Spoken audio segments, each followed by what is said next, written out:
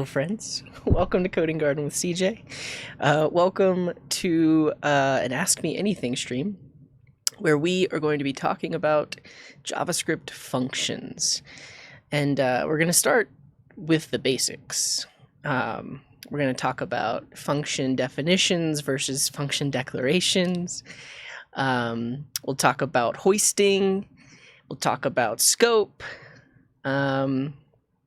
Talk about variable shadowing, and hopefully we can get to some functional programming things like currying or what's that thing, closures. And talk about higher order functions. I'm not going to talk about generator functions. No, we're going to keep it pretty basic. Generators are much more advanced. But yeah, welcome everyone. Glad to have you here. Hello. People are speaking French in the chat. I think, anyways. We ask that you keep the chat English so that way we can moderate it. But I appreciate you for being here. We got some first timers. Yeah, Cringe Lord, Influence, Aryab, 3Jop, Rock, Wazoog. Welcome to the Coding Garden for the first time. Glad we could have you here. We might not get to async functions, but we can try. So. No worries, Alex or Mlax. It's just easier to moderate if everything is in English. But I'll put it on the list, but we might not get there. So, hey, Ruski, thank you for the gifts, and thanks to Chief Mustard over the 13 months of Prime. They've clicked that Twitch Prime button 13 months in a row, and I really appreciate it. Sound of Gaming with the 7 months. And Ruski Meister with the gift to Aminami. Thank you very much, Ruski. We're going to be doing this with JavaScript, JavaScript. Welcome, everyone. If you're new here, I'll acquaint you with the stream and all of the stuff that you can do. So first off, let's play the drop game. Type ! Drop me. And that will drop your avatar from the sky like that. And if it lands in the garden, you'll get your name on the screen. Just like Coding Garden Fan. Coding Garden Fan, I appreciate you for spreading the good word of Coding Garden around Twitch. I've heard from other streamers that you're in their chat. I don't know who you are, but I appreciate you. And Ruski with the 5 gifted. Wait, was that 2 5 gifted? Okay, it's just 1. There's a duplicate notification, but thank you. Thank you. I appreciate it. And congrats to everybody that got gifted. That's really funny. Malware was asking about subs earlier, but you got one, Malware, TTV. Congrats. What was I saying? I don't even remember what I was saying. Oh yeah, Coding Garden Fan. I appreciate you. Yeah, nice drops, everyone. We got LT Nightshade with a big one. Yeah, and I'll say really quick, Ruski with more gifted. That was I appreciate it. I wasn't prompting you to give more, but I really do appreciate it. Thank you. Sharing the love with the community, I appreciate it. But I'll tell you this: if you do have a question, you can ask them here on vox.coding.garden. So in the chat, if you do !ask followed by your question, it's going to show up on this website. Just like this question from Imposter Engineer, who says, how to use a variable in one function in another function? This is a great question, and we'll answer it. But if you do have questions, ask them like I mentioned, and they'll pop up here. But like I said, we're going to focus on JavaScript function questions. If you have other questions, you're allowed to ask them, but I'll say it's not likely that I'll get to them because we're going to focus on JavaScript functions today. Cool. What else? There's some customization you can do in my overlay. I'm not going to walk through all of it, but I'll show you what you can do. You can see Imposter Engineer has that JS logo. They also have their status set here. What else? Nookie Poo has their pronouns set and their country flag set to the Netherlands, and they have the view badge. So you too can customize your messages. I'm just going to give you some chat commands. This is the first one. This chat command tells you how to set your country flag and how to set that little team badge. Ruski, thank you for the gifts, Ruski. I appreciate it. And hopefully you're okay with me calling you Ruski. Ruski Meister? Meister. But yeah, you can set your team or country like that. This gives information on how to set your pronouns.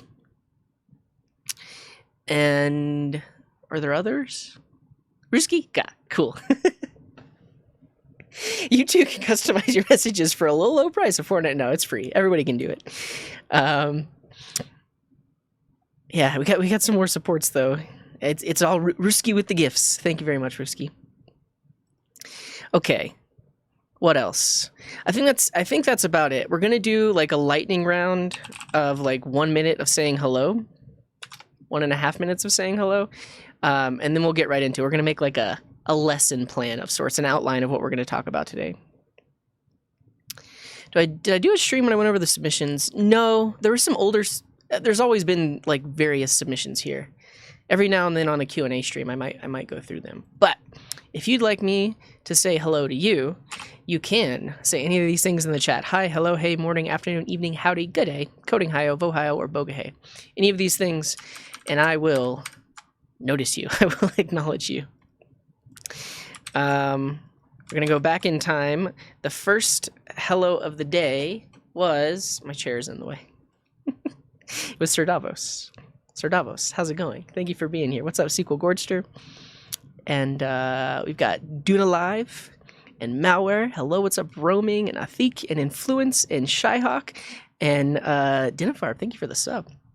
Irasam, hello, what's up, Janek and Jeep and Alex and Aryab and Depopom. It's been a while. I'm glad you could be here. What's up, Drunk Time Lord and Mark and Shiam and Earl George and Amain Dife. And Daharka and Freniz and DS Legends and RWX. Hello, LT Nightshade. And what's up, Plan and Cookify. The Time, how's it going? Hello, Oxy and Jake Cardy and Stormcloak. Hello, Rate Kavinarum and the Scientistic and the Dysfunctional. Thanks for dropping in. Appreciate you. Have a good day. What's up, Vibe Hav? And hello, Dynamic Voyage and Luminim and Blikloyan. Hello, and Rainy by Sun. What's up, Cool Car and Noxy Boy and Rogue Soul and Rugmat and Nofto and Shiftil and Moobsin and Kajal and Jerbin and King Coding. Welcome in, everyone. Glad to have you here at the Coding Garden. Yeah. Hey, what's up, Rob? And Roy Paul and Nishant. Some other first timers. Yeah, there's quite a few first timers. Risky, you gifted before even sending your first message in the chat. Thank you. I appreciate it. And what's up, Infected, The Only Friskus, Kajal, Blick Lion, Nishant, Sadbeck, Cheap Book. Welcome. First timer. Yeah, there's a lot of first timers. Cool. Yeah, what's up, Ghost Comrade? And CFM and RWX and Fernanda. Hello, what's up, Computational Mama? All right, let's get into it. We're going to make an outline of what we're going to talk about. And we're going to start at the basics. This is all about JavaScript functions. We are going to start with, we're going to differentiate between function declarations and function definitions, like this. In doing that, that'll bring us to a topic of hoisting. So we're going to describe hoisting and its effects on our variables and functions. I mean, I want to focus on functions, but the thing is, whenever we start talking about hoisting, we might actually talk about letvar and const as well. Defects? No. You're joking, right? I mean, it's a valid thing that happens so that our program can execute. I think we're gonna stay away from letvar and const. Yeah, you're right. There's no apostrophe here. I've talked about letvar and const a lot, so we'll stray away from that. We're really only going to talk about hoisting in the context of functions. Okay, after we talk about hoisting, we'll talk about invoking functions and also like arguments and parameters. So we will invoke functions with 0 or more parameters. And we'll talk about how in JavaScript,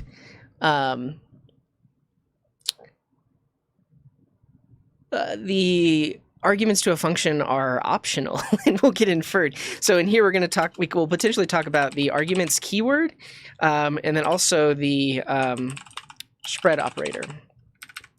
And yeah, Stormcloak is mentioning Iffy. Let's absolutely talk about that. And we'll talk about that right after we talk about invoking functions. So we will invoke functions with an Iffy.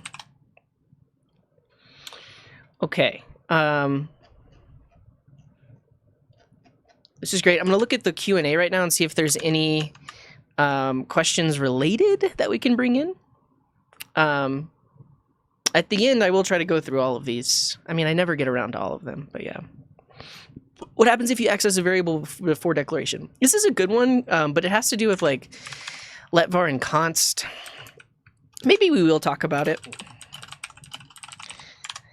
How to use a variable in one function in another function. Yeah, so this gets into like really arguments and parameters to a function. Like how do you pass from one thing to another? So we are going to talk about that. Is it necessary to use an async function only with API calls, or can we use it to await our own functions as well? You can. So we'll put async functions on the list.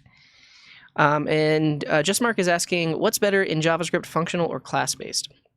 Neither is better. It really depends on your preference and also maybe the kind of thing that you're trying to solve. So yeah, we'll talk about Iffys. One thing I do want to talk about is variable shadowing. Describe variable shadowing and its effects on our code. But that also reminds me of scope. We kind of want to talk about scope. So we will define and describe scope. Yeah. And then Ghost Comrade is asking about arrow functions and regular functions. So we'll start with just a basic definition of scope in terms of like regular functions, but then I think after that we can dive into arrow functions are a topic in and of themselves. I don't know that right. It's a whole other topic, but we will talk about we will define and describe arrow functions. We'll talk about lexical scoping. But we'll also talk about all the ways to define an arrow function. Because there's 1,000,001. Yeah, so we'll talk about arrow functions, and then hopefully we can get into async functions.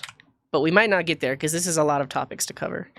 All right. If you think about, I said define and describe arrow functions, all the ways to define an arrow function. Thank you. Can anyone think of other like really beginner topics? Now I know some of you are antsy and you want to talk about the more complex stuff, but today we're setting aside some time for the beginners.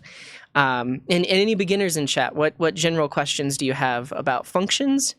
And we'll try to answer them. Yeah, we'll talk about closures. Okay, you're right. And Ruski, getting so much money today. I appreciate it. They say, I loathe programming, but thank you for helping me to learn it. Nice. I appreciate the support. What was closures? We'll talk about closures. But where do we want to do that? Maybe we'll do that here. Yeah. We can talk about naming conventions. Yeah, that's actually not a bad idea. That gets more into like code style, but we define a lot of functions. Yeah, when to break functions down. So that gets into the more meta of it. Let's try. So after we talk about functions in general, then we can get more meta. We'll talk about like naming functions, potentially when to break functions down.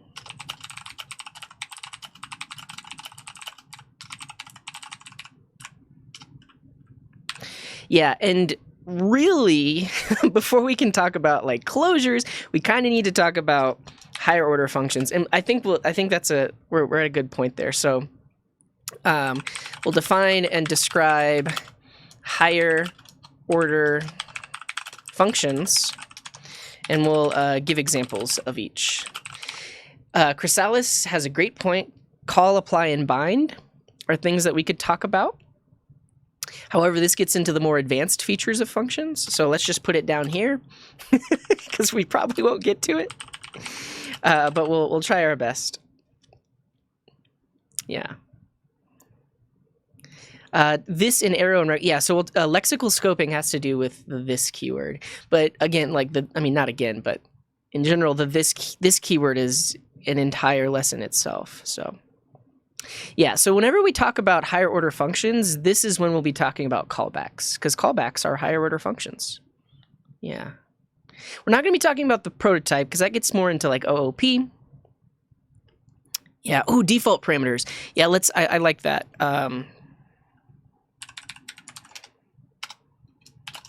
Newer features of functions. And that's when actually we get into arrow functions. And then we'll also talk about default parameters. Okay. I think we're good here. Let's see. We have a couple more questions. Let's see if they apply. How useful are getters and setters? Very useful. I'll say that. I don't think we'll talk about that today because that gets more into OOP. Explain the DOM. Array filter versus slice. Promises versus callbacks. What's the difference? We might get to that when we talk about async. All right. Who's ready? Are you ready? I'm ready. We'll take breaks between each of these points, and I'll maybe try to turn this into a YouTube video. So, hello, friends. Welcome to Coding Garden with CJ. In this video, we're going to be talking all about JavaScript functions. Now, this is very much focused on beginner function topics. We have some bullet points here to maybe get to things like closures and call, apply, and bind, and maybe even async functions. But for the most part, we're going to be talking about the basics of functions. And our first point here is to differentiate between function declarations and function definitions. So let's do it. We'll create a file, declarations versus definitions, and away we go. So if you're new to JavaScript and you've never written a function before, I'll show you how to do that now. So we're gonna, I guess we'll just use like the function add as an example because most people know how to add. So let's say we define a function called add. It takes in a few parameters like A and B, and then this function just adds those two things together. Simple enough, right? Easy. If we want to use it, we can invoke it. Let's say we want to add 2 and 2. We should get back 4. Let's see what we get back. We get back 4. So all is right with the world. This function works. Now, on the topic of declarations versus definitions, what you're looking at right now, function, like the function keyword, function name, this is a function definition. And I paused because I always confuse the two, but I'll tell you how I can differentiate them in a second. So this is a function definition. If you define a function with the function keyword, this is a function definition. Now, let's differentiate that with a function declaration. And the reason I remember it as a declaration is because you declare variables. So just like you declare variables, when you write a function like this, if you say add equals a function, it does the same thing.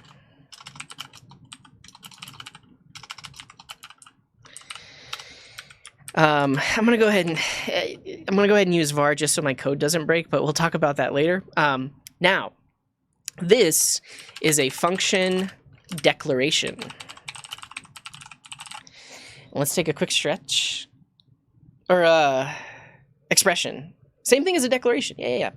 Function. Yeah, you can call this an expression as well. Typically you hear people talk about the difference between definitions and declarations. Okay, so you can see there's a subtle difference here, right? So in this case, we define the function with the function keyword. There's no var letter const. This function is just now a thing that we can use. You might see people define functions like this as well, where you have a variable and then you put a function inside of that variable. Now, As you can see on line 12, the code still works the same way. Like if I get rid of this function, the code still runs. The answer is still 4. For this specific scenario, there's no major difference between the two. Where the major difference comes in is with hoisting, which we'll talk about next. But it is important for you to know the difference between the two. So with this, we've defined a function, and with this, we've declared a function. And like I said, the way I remember it is you declare variables. And so since we're declaring a variable, this is a function declaration. Yeah, and we are going to talk about arrow functions later, like more in depth and like what's involved with them. But typically these days, you actually won't even see it written like this. You'll see it written like this with an arrow function. And this could just be like that. But I mean, again, this works exactly the same way as these others. But these two are these are both declarations, right? Because I'm putting a function into a variable. This is the shorthand way. Let's just be verbose and write it similarly so you can see how similar these are. This uses the function keyword. This uses arrow functions, but both of these are function declarations or function expressions. Okay, we've differentiated between the two. Next, we're going to talk about why it matters. We're going to talk about hoisting. But before we move on, what questions do you have about the difference between the two?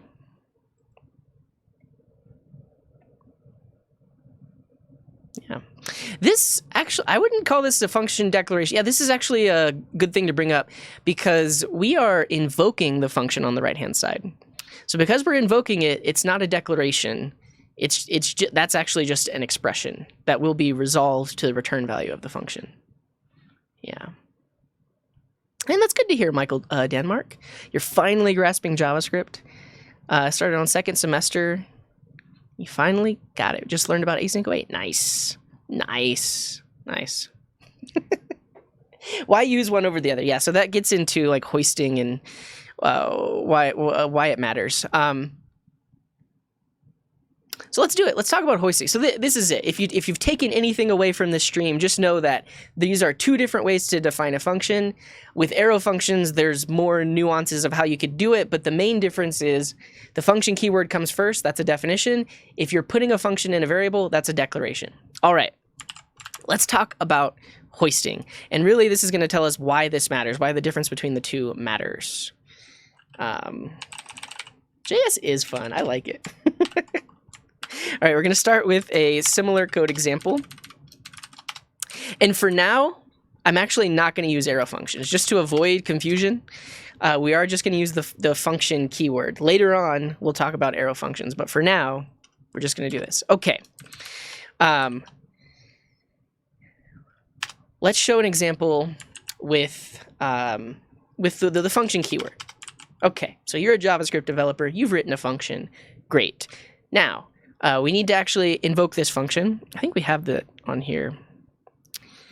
Let's talk about this before we talk about hoist. Like, it's just, yeah. So if you're totally new to all of this, sure, we've got a function. How do we use it? Well, you saw me do it a second ago. I've defined the function here, and now if I want to actually use it, I need to invoke it.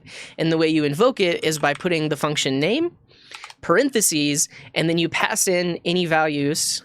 Here, these are arguments. You pass in any arguments that will then be turned into these variables up here. So if I add 2 and 2, when this code runs, it's actually going to run the code in the function, and it's going to A is going to be 2 and B is going to be 2. Right now we see no output. I guess I could start out Quokka if it's not started. But the reason we're not seeing any output is because we're just calling the function and getting the value back, but we're not doing anything with that value. What you saw me do a second ago was to log the value. So invoke it, that gives us back the value, and then we're actually logging that value out. Another way to do this would be to put the result of the function into a variable. So if I say like result equals add with 2 and 2, now this function gets invoked. 2 plus 2 is 4, 2 gets returned, and then 2 gets stored into our result. 4 gets returned, and then 4 is stored in our result variable. And then at this point, if we log result, we get the value 4. So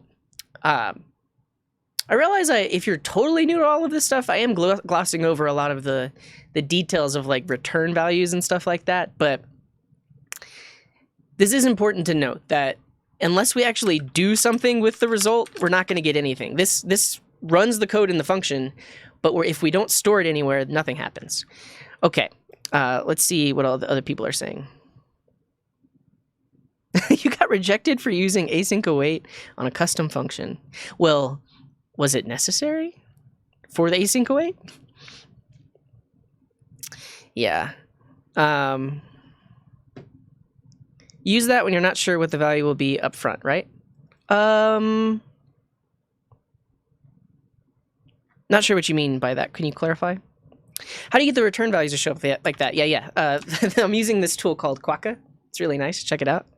What if I don't use the return keyword and I just store the AB inside another variable on the function definition? That gets into scope. Yeah. So like, what if you just did? I mean, we're gonna talk about this. These like it's all related. But like, what if I just say result equals that? And okay, now I've invoked the function, so the code has run. Do I have access to result right here? And the answer is no, because of scope. So any variables defined inside of a function are not accessible outside of that function. We'll talk more about that later, but for now, just use the return keyword. Okay, let's talk about hoisting. So as you can see, I can call this function here, and I get back the result. It works just fine. But think about this. What if I took this line of code and I put it before the function definition, right? What if I put it here? It still works. And the reason it still works is because of hoisting. So whenever your code is run by the JavaScript engine, the JavaScript engine will do an initial pass of your code. And any function definitions, any variable declarations will all be hoisted to the top of the file. So the way you can think about it is like this. Even though I write my code like this, when the code is run, it's essentially turning the code into this. So that way, on line 5, the add function was defined before it.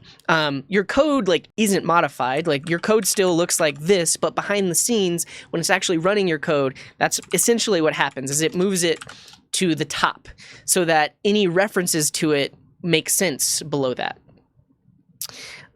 So that's the basics of hoisting. If you have a function definition, it is going to be hoisted to the top of the scope. So when the code runs, that thing gets moved to the top. Great. And that's very convenient, right? Because we can write code like this. We can, on line 1, we can reference that function even though it's not defined until line 3. That's because of hoisting. So I'll just say this function will be hoisted to the top of the scope at runtime. Great. Now, let's talk about function declarations because there is a difference here. I'm going to put this in a separate file. We're going to call this hoisting function definitions. This is going to be number 1. This is going to be number 0. And now we're going to talk about function declarations.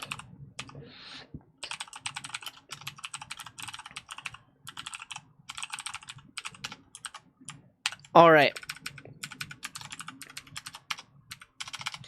So instead of having this as a definition, let's put it as a declaration. And to do that, we need to put it in a variable. So I'll say var add equals a function, like this. I'm going to disable my linter because, or can I disable it? Give me a second.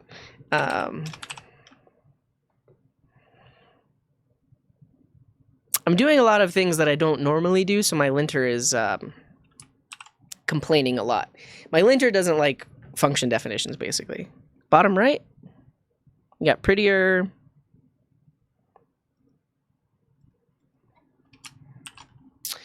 I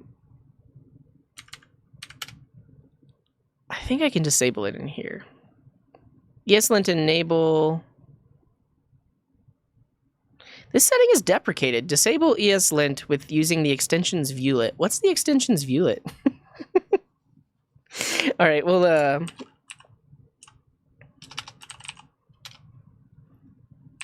ESLint disable. Reload required. All right, great. Great. Now, I know what I'm doing. It doesn't have to yell at me with the red squiggly lines. All right, we now have this function, and this function is what? It is a declaration, because we are declaring a variable and putting a function inside of it. All right, now, can we do this? Can we invoke the function with 2 and 2? The answer is yes, it should work. We should get back 4. Great. But now, what happens if we try to do like we did before? What happens if we try to invoke it before it was defined? Does anyone know? What are we going to get? What will happen if I try to invoke this function declaration before we've defined it? Undefined is not a function. Yeah, I think we're going to get an error like that. And we might even get add is not a function. And that's because of hoisting. But let's see. Add is not a look at me. I think I think in the latest JavaScript engines they've changed the error messages. Yeah, I think it used to be undefined is not a function, but now it'll actually say the name of the variable is not a function. At least it is in Quokka. Let's see what happens whenever we run it with node. Yeah, add is not a function. Okay, now why is that? So when we showed hoisting with functions, we showed that function declarations, we showed that the entire function declaration is hoisted to the top. The whole thing. The whole thing is brought up there, which means we can still use it on this line. Great. But when we're talking about hoisting of variables, the variable assignment is not hoisted, only the declaration itself. So what actually happens behind the scenes is JavaScript's going to scan your code. It's going to look for all of your vars, and it's actually going to move those to the top of the file like this. And then here, this is no longer like the declaration itself. It's just an assignment into that variable. So when your code is run, this is actually what happens. You now have this variable that has no value inside of it, and then you try to invoke it like a function. But it's not a function until line 5. So that's the major difference between function declarations and function definitions. It's hoisting. So with definitions, we can call it anywhere we want. We don't really even have to worry about hoisting. In this scenario, we do have to worry about hoisting. Now, your code may be a little bit different, and these declarations might be inside of functions or something like that, and it might actually be possible to invoke it before it exists later in the code, but that just has to do with how the code is actually run. You're too drunk for this info. That's okay, Michael. You can come back and watch. But can anyone tell me if our code just looked like this? If we just had a variable called add, what is the value of that variable that we haven't assigned anything to? So by default, what's the value of add? Undefined. Yeah. So by default, if we didn't put anything in it, it has undefined. So that's kind of the side effect that we're getting here, is whenever that variable declaration is hoisted, it now is just an undefined variable. Cool. This preview extension is called Quokka.js. Okay, so how do we fix this code? We just invoke it afterwards. It'll work just fine. But that's what you do have to look out for, is if you're using function declarations, they can only be invoked after they've been defined because of hoisting. Okay. I feel like I talked about that a lot. I don't know if I actually taught you anything. Has anybody learned anything? Type 1 if you learned something just now. But I do want to add a comment. We'll say JS will only hoist the variable, not the assignment.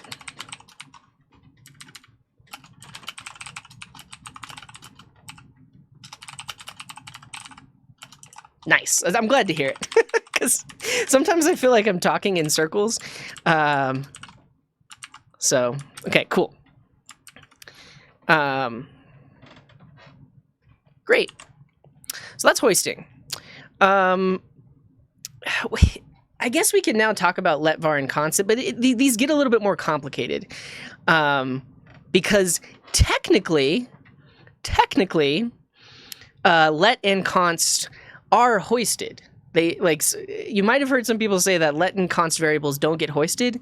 That's not true. They do get hoisted, but there is a thing called the temporal dead zone, and those variables can't be accessed before they're defined. But they still are hoisted. They're technically hoisted, but you cannot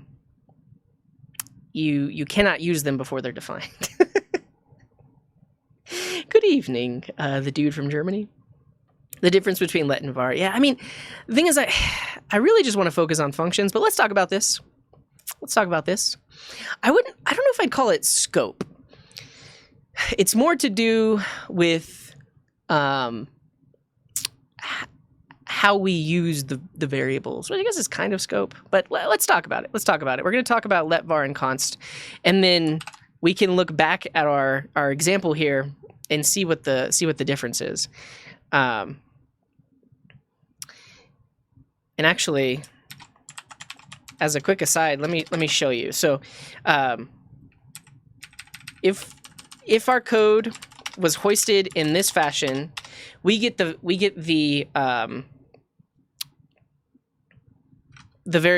error add is not a function, and that's because we originally wrote our code like this. So var add equals that.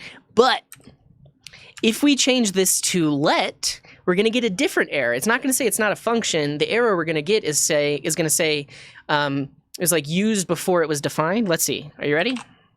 Yeah, cannot access add before instantiation. So let and const introduce this idea of the temporal dead zone. So basically anywhere above the variable is the temporal dead zone. You can't use that variable until after line 13. And actually, like this is a good error to get. Like, yeah, it's a better error. And rather than like add is undefined, it literally tells you, oh, you're trying to call it before it was defined. And you'll get the same error with const. So const and let will give you that error instead of the this add is not defined error. But that aside, let's just talk about let, var, and const.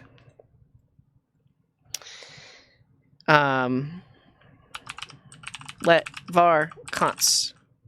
Jim McDonald, thanks for the 16 months. Actually, don't know if there was other support events. Let's look real quick. We're here. Dina Farb, thank you for the 8 months, and Jim for the 16. Much appreciated. Okay.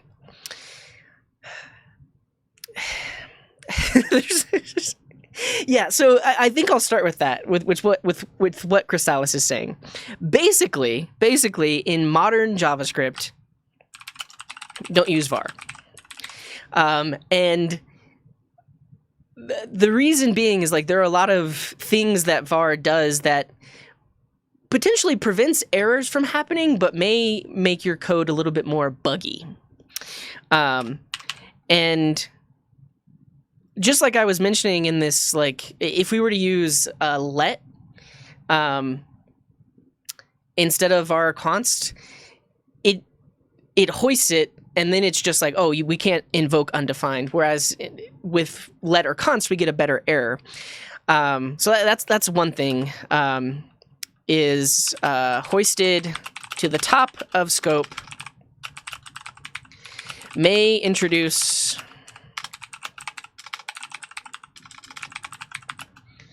undefined variable bugs.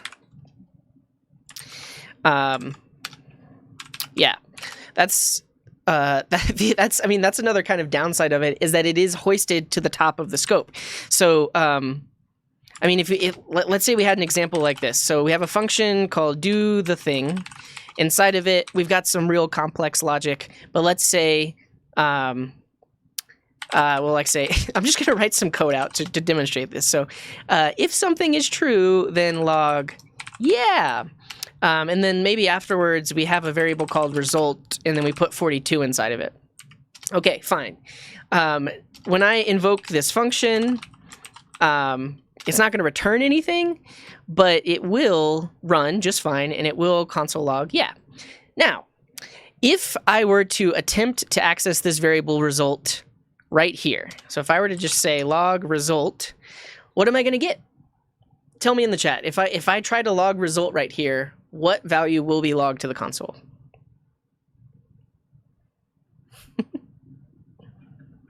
$42? Got one for 42. 42? Undefined? Undefined? 42? Result is not defined? Undefined? Undefined? Yeah, so here's the thing. For one, we're not going to get an error. We will get no error. And for two, we will get undefined. And why is that? Because of hoisting. So just like we talked about earlier, hoisting happens inside of functions as well. So variables are hoisted to the top of the scope. So when JavaScript runs this code, what it actually does is it puts var result here. And by putting it there, like we talked about earlier, a variable without a value is undefined. And so when we're logging it here, yeah, we're logging undefined. And then down here, we finally get the value 42. And if we log it after that, we'll get 42. But that's a takeaway here, is that hoisting happens anywhere there is scope. So hoisting happens inside of functions, and it also happens at like the file scope or the module scope. And you'll notice that we don't get an error. It just gives us the value undefined. Now, if we were to change this to a let or a const, we do get an error, and that's the thing that I was talking about earlier, and I demonstrated it in a similar way. But now, instead of just getting the value undefined, we actually get this: cannot access result before initialization, which is better because that tells us that we were trying to use something way before it was defined. So there's a lot of issues with var that let and const will solve. Is there anything else I should talk about here? Var is hoisted, value undefined is logged.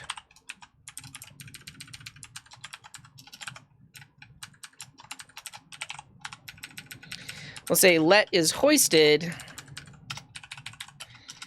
but we cannot use it before initialization. And if you're not familiar with the term initialization just means we're putting a value inside of it. We're giving it the initial value. What would be an actual use for var? Well, I mean, so the next thing I'm going to talk about is block scope, which is different from like file scope, module scope, or function scope. And if you, for whatever reason, want to define a variable inside of a nested block, but you don't want it to be block scope, then you could use var if you really, really wanted to do that. But ideally, you would just initially have the variable using let, and then use it inside the nested scope and outside, or inside the nested block and outside the nested block. But we'll talk about that. Talk about the fact that let has block level scope. Yeah. So that's the next topic. var does the same thing. You're absolutely right. So inside this if statement, if we try to log result, we're also going to get undefined. Right? Basically, with var, anytime we try to access it before initialization, we're going to get undefined. Whereas with let, it doesn't even allow us to do that. It's more strict. It's obviously more strict that we can't even, like, it won't let our code run. Like your JavaScript will literally stop executing if you try to do this. And in general, that's a good thing because this is a good error to catch, because usually you didn't want to do this. Like maybe, I guess something else I'm not talking about is, if you do something like this and we're not in strict mode, I guess Quokka might always be in strict mode. But it used to be, if you referenced a variable and you didn't put, and it wasn't defined before, JavaScript would actually create this variable magically. And then here, we wouldn't get an error. We would just get the value undefined. I think I'm running in strict mode, though. But basically, when strict mode was introduced, you now can't use variables without putting var, let, or const in front of them. So that's why we're getting that error. But Let's talk about block scope.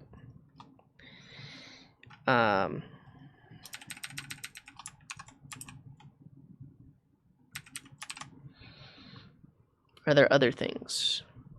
Well, thank you, honey. I'm trying my best. I'm trying to teach you all to the best of my ability. I got some supports. Wait.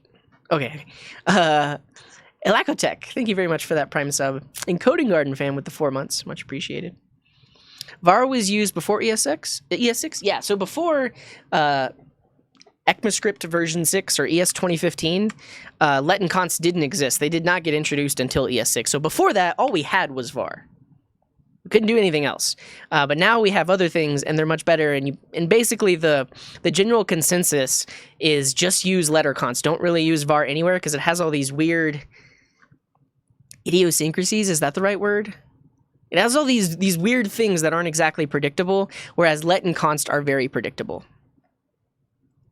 I'll do that. It's unpredictable in certain circumstances. Cool. Now let's talk about the other the idea of let and const. Explain null versus undefined. Yeah, it's not too related to this, but yeah, the idea that right here it logs the value undefined. Undefined is a variable that does not have is a value that we get for variables that don't have any value inside of them. Null is explicitly an empty value. So in order to get a variable to have null inside of it, you literally have to say result equals null. And then if we were to log it, we would get null. But there's no other way to get null from a variable. By default, it's undefined. We explicitly have to set it to null. And null is useful for like empty value checking and stuff. But yeah, that's the main difference there. Put the var result 42 in the if statement. Oh yeah, so that's what we'll talk about when we talk about block scope as well, which we're about to talk about. But I will show that. Yeah. Yeah, easier to debug. There are less things that you have to think about with let and const. I'm trying to learn to the best of my ability. And Rick the Hat, thank you for that Prime sub. What's up, Kubi? Kubi Cooper, thank you for the 800 bits. I appreciate that. And I'm glad that you stumbled on the stream. Welcome. Yeah. They were simpler times, but I guess the code was buggier? I don't know. Is there optional chaining JavaScript polyfill? Yeah, there definitely is. But you would need some sort of build chain to put that polyfill in there. I mean, the thing is, well, actually, no. So here's the thing. Optional chaining is syntax, and you typically cannot polyfill syntax. You would need to transpile it. So no, there's probably not a polyfill. There is probably a plugin for Babel that will transpile it, but you need to transpile it before running it in the browser. Yeah, basically, unsupported syntax can't be polyfilled because then you just get a syntax error in the unsupported environment. Yeah, we're mainly talking about functions broken. The universe uses var, hence entropy, yeah.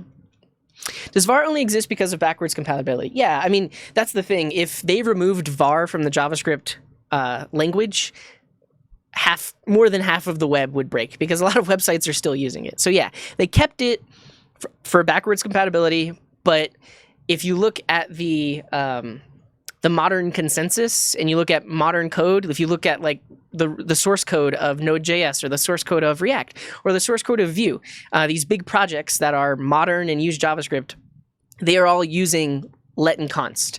They might use var here and there if they like need it for a specific use case, but if for the most part, it's just let and const everywhere.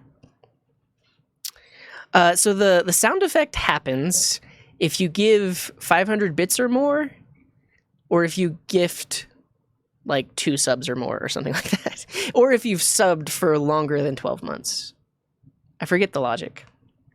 How is VS Code compiling and displaying the console? So this is a tool extension called Quokka. Quokka.js. This. I bought the pro version on Black Friday. which is only a few months away. So if you want to wait, they usually have a sale because the pro version does cost money. Yeah. All right. Now let's talk. I keep alluding to it, but let's talk about let and consts. And thank you, Bobhead, for the 501 bits. Use let or const instead. Now, I would say the prevailing opinion is if a variable will be reassigned, use let. This is the prevailing consensus. Now, not everyone agrees with this. Some people don't use const at all because in other programming languages, const usually has other meanings, like it's a constant value. And it kind of is in JavaScript, but you technically could have a reference type stored in it, and the internal properties of the reference type could change because it's not frozen. You just can't reassign it. So this is the general consensus. If a variable will be reassigned, use let.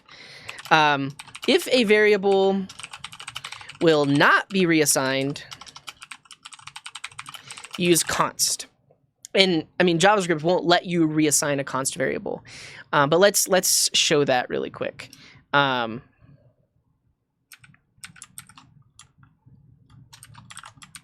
So,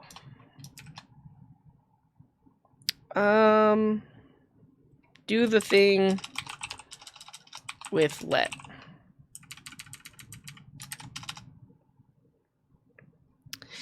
Yeah, let's just show some examples here. So, if, for example, I had a variable called result, and I put the value 42 inside of it, fine, no errors, beautiful. I can access it. I can use it in expressions. Easy. However, if I attempt to put a new value inside of result, error. Your code will just stop running and it'll break. And Bobhead, thank you for the 499 bits. Apparently maybe my alert is set to a little bit lower than that. I actually don't know, but I appreciate it. Okay, and so you get this error. Like your code will break, it'll just stop running. Assignment to constant variable, and that's because we cannot reassign const variables. And an assignment deals with the equal operator, right? So that means I'm trying to put a new value inside of that variable. You can't do that. Now, if I were to use let, that works just fine. That works just fine. If we log out result here, we should get back 13. Beautiful. So that's the key difference in prevailing opinion there is if you will need to reassign it later, use let. If you don't, use const. Now, I will say that people coming from other programming languages don't necessarily like this because typically in other languages, const is like a constant, like the value of pi. You might have pi equals 3.14. And typically they like to put their const variables in all caps, like this. You don't have to do that with JavaScript. Yeah, or like final, yeah, in other programming languages. In JavaScript, all this means is we cannot reassign it, which actually makes it a good use case for things that will never change, like pi or e or stuff like that. Yeah, and so Cots Parade has a good question that's kind of like going back to what we were talking about earlier. So now we've learned a little bit about let and const. There are more implications. We haven't gotten to those yet. But if you think back to when we were defining functions with var, it would make sense if you're going to write your functions this way to use const because typically functions don't change. Typically you define them once and then they're just used over and over again. So yeah, if you are doing it in this fashion, it's likely that you want to use const. Now I will say that there are scenarios where you actually do want to put a new function inside of that variable and you would use let, but yeah, pretty much you would do this and then use const instead of var. Quantity per, yeah, like other constants like that, or like grid size or height or like different things like that. Those are all good use cases for const. But you can't, can const content, if it's an array,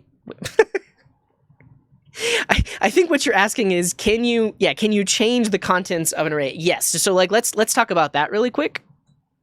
But the main reason that you can do that is because it's a reference type. Okay, so we try to do this here. We get an error. Error. Assignment to constant variable. Great. Okay. Now, what happens if we put a reference type into a const variable? So what if I do something like this? Person is an object that has a name CJ. Now, this doesn't change the fact that we can't reassign it, right? So I can't say person equals a new object with the name a shell, like this. I get the exact same error, assignment to constant variable, and the key is this equals sign, right? That means I'm trying to reassign it. And the law of JavaScript is you cannot reassign a const variable. So we get an error. However, if I were to mutate one of the properties, so if I did this, JavaScript doesn't care. It's like, yeah, I mean, you didn't reassign a const variable. That's totally fine. And so now if we log out person, the name did change. So, hey, what's up, Brooks? Yeah, shout out to Brooks, good friend of the channel. Streams a lot of Rust stuff. And I saw he was doing a course on deployment to DigitalOcean recently. So if you're interested in that, click that link.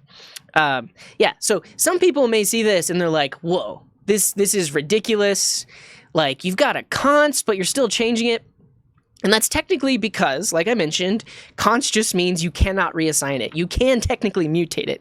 If we don't want to be able to mutate it, there are other ways. There's this thing called object.freeze that will prevent you from mutating properties. So if I freeze the object first, then I don't get an error, but the actual thing, underlying thing, doesn't change. So if you really wanted that behavior, if you wanted the behavior of a const reference type that can't change internal properties either, you would freeze it. Personally, I don't know if I've written any code that actually needed to use object.freeze. But yeah, so this works. We are changing internal properties, not changing the assignment. Yeah. Yeah. It exists. Object.freeze is a thing. It's used very commonly in libraries. So if you're using somebody else's JavaScript library, a lot of times they'll do that to prevent the outside world or the outside code from modifying internal things. So that's a thing. Cool. So that gets into const and let. Now we should talk about scope, but honestly, I think I want to talk about scope in general. Yeah, I want to talk about scope in general before I introduce the idea of block scope, because that complicates things. I'm just going to add it as a point here, though, that const and let have block scope. And a way to think about blocks is anything with curly braces is a block. So if statements, while loops, for loops, functions, all of these are blocks and will actually create new scope with const and let. Yeah, I think you're right, Brooks. Object.freeze will freeze the top level properties, but you would likely need to have like a recursive function to freeze the nested internal properties. Vars are all over the place. Yeah, so like what we talked about earlier, like if you use var here, we can still access it above. One of the things I'll show when we start talking about block scope is technically, even if I defined this variable result inside of the if statement, it's still accessible outside of the if statement. And it has the value 42. But what will happen with let or const is if you define a variable inside of a block, and in this case we're in an if statement, which is a block, if I were to use let or const right here, I couldn't access it outside of that block. So it's another nice little thing to prevent bugs, right? If I do let, oh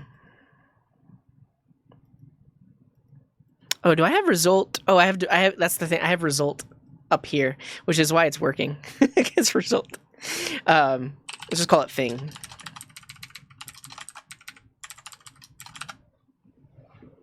The issue before was because I literally had a variable in scope called result, which is why it was working. That gets into variable shadowing, which is what we're going to talk about in a little bit. But right now, so first of all, I can't access thing outside of these curly braces. Great. So I get an error before it, but I also get an error after it. Because with let or const, you cannot use that variable outside the curly braces. An interesting thing to note, like if you didn't notice this, when an error occurs, that stops all execution. So because an error happened right here, all of the code below it didn't run. You can see in the sidebar here that these dots are white. That means that code wasn't touched. But if I get rid of the error, this code does run, and then the error happens here, which is why we're seeing that. Okay, but before we talk about block scope, let's just talk about scope in general, because we've been using it. We've been using scope all over the place, but I think it's good to have a foundation of what scope actually means, and then we can apply that to blocks. Before I move on, any other thoughts, comments, questions on anything we've talked about? So declarations versus definitions, invoking functions, let var const. I do want to talk about this. We can talk about this after scope, though. And that. Object.seal and object.freeze are different. I haven't used either, but I don't think they're a little bit different. Let's see. Seals an object, preventing new properties from being added to it and marking all existing properties as non-configurable. Okay. What about freeze? The frozen object can no longer be changed. Freezing an object prevents new properties from being added to it, existing properties from being removed, and prevents changing the enumerability, configurability, or writability of existing properties. I honestly can't tell the difference, but there probably is a difference. I haven't used either, though.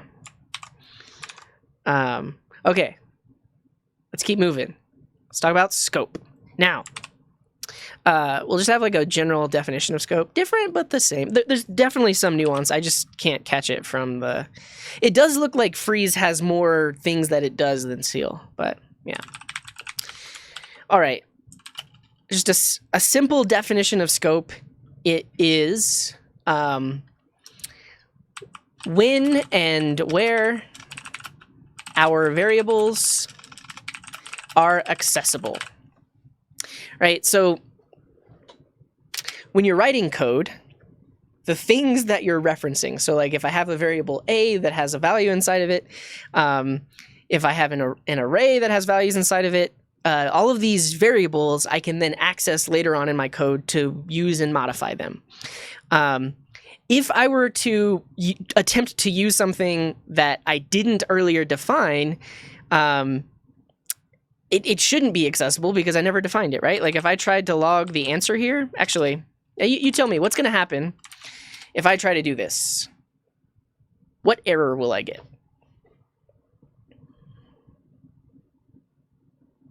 That might be Rafi, is if you seal it, you can remove properties still.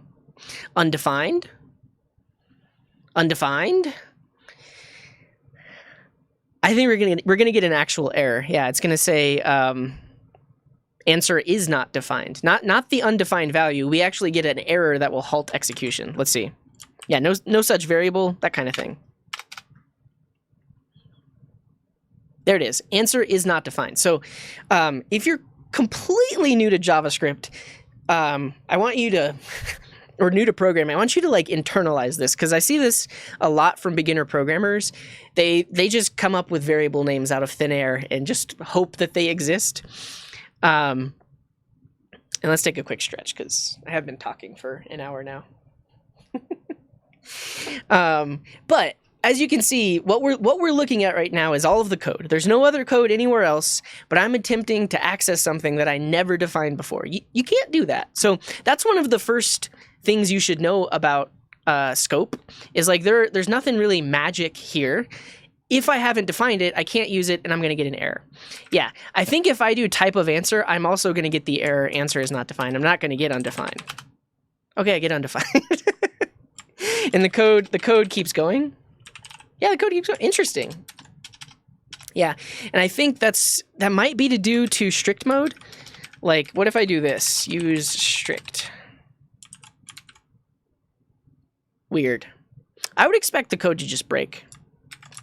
Yeah. But regardless, error. We never made a variable called answer. Right? So that error makes complete and total sense because we never actually did anything with it. Okay, so that's like one of the first rules of scope is you can only access things that actually exist. Great. I'll say there are different levels of scope. The first level would be the file scope or the module scope. The way you can think about this is actually, there's one above that, the global scope. But the way you can think about file scope or module scope is right now I'm inside of a JavaScript file. Technically, because I'm running Node, this is actually a module. It's its own little module, but that one module has its own scope. If you're running the code in the web browser, you can use modules in the same way, but you also could use just a file with JavaScript inside of it. And technically, all of the variables you define in that file are actually put onto the global scope, which we'll talk about first. Yeah, so the global scope is the window object in the browser. And there actually is a way of accessing global scope in Node. Does anybody know what it's called? Yeah, so I'll say this, not necessarily. So Michael is saying vars are accessible in the global scope. They are, but what we'll talk about in a second when we talk about function scope is if you define if you use the var keyword inside of a function, that's not a global variable. That's only a variable that exists inside of that function. But we'll show that. I mean, honestly, Grisales, that's better than using the actual global. This is kind of just like your own little namespace thing, which is good. It's a good thing. Yeah, it's called global. Yeah, global. So in Node, it's literally just called global. And right now, because I'm running in Node, I could log global. Global. Global. And this is everything. So all these like built-in functions you're used to using, like set timeout, set interval. I guess Node has like assert built in. Yeah, it looks like there's some other variables like operating system because I'm running inside of Node, but basically anything that's put onto the global is accessible anywhere. Anywhere. So if I were to put a variable on the global object here, and in some other file that didn't import this module, I attempted to do global.someValue, it would work. Like I'd be able to access it anywhere. Yeah, and same thing in JavaScript, in the web browser. So if you define a variable in the global scope in the web browser, that variable is accessible anywhere. It's accessible inside of functions, it's accessible inside of other modules. It's everywhere. So that's the top level, global. If it's in global, it's accessible anywhere. I'll write that here.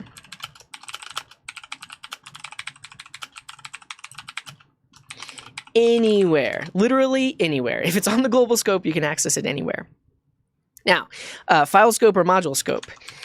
These are accessible anywhere in the current module or file. So right now, I'm inside of a file. If I define a variable right here called name, and I put CJ inside of it, this variable is only accessible in this file, right? If I created a new file and I tried to log out name, I get a name is not defined error because that other file doesn't have access to the variables in this file. And right now I'm saying file it's actually a module. That other module doesn't have access to the variables in this module. Yeah.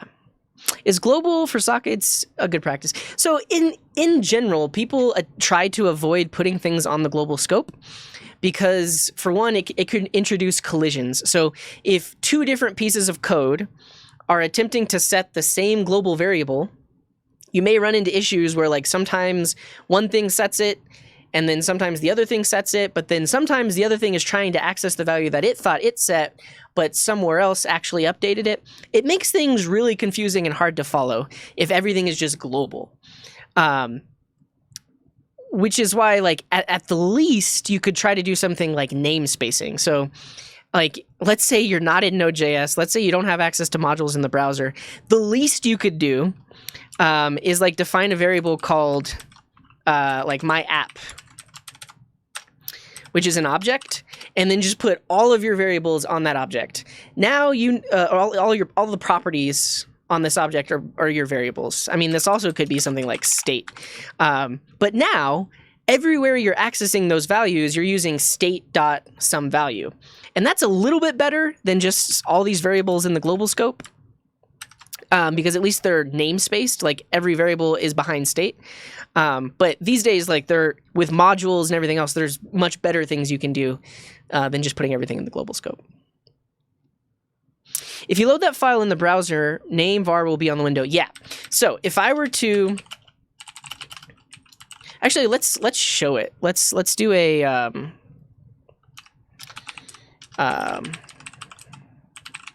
an example in the web browser.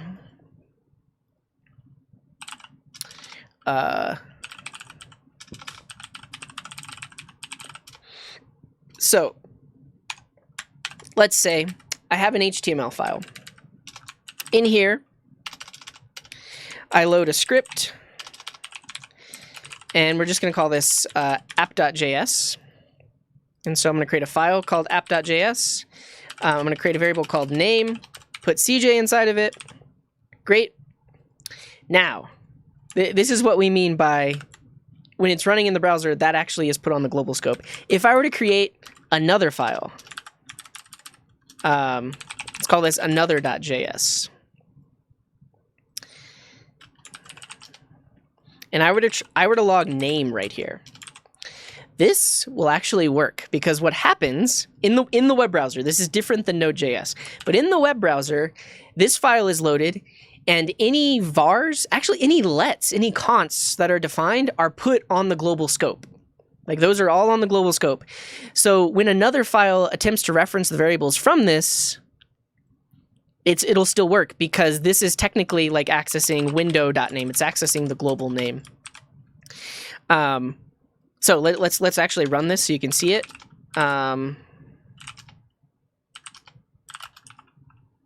Greg! Thank you for the gift, Greg.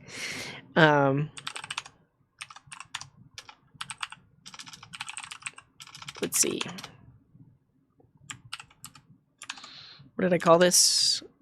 Global example.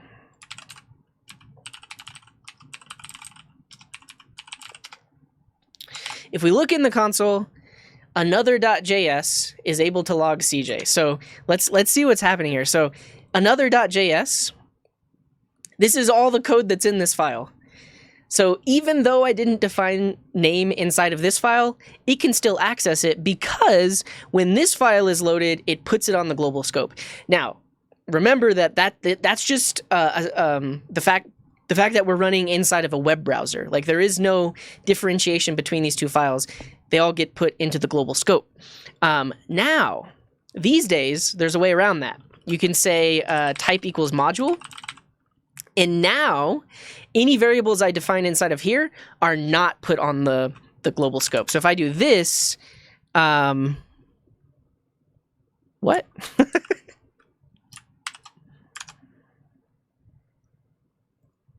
Oh, is it because I put var?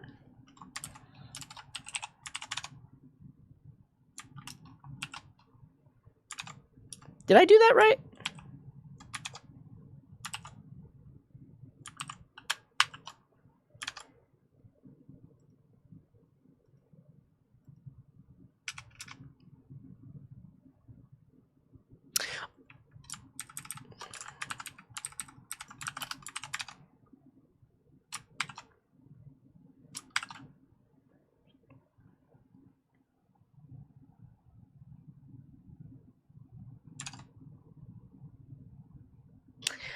I honestly don't know.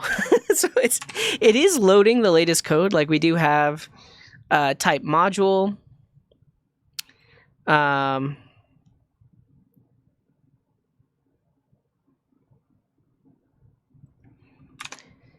mean, the thing is right now, even if I only did this, I don't think it would get an error. Yeah, we still get CJ. It's because it's name. What if I just have a global variable everywhere called name? Something that is unique and does not exist elsewhere.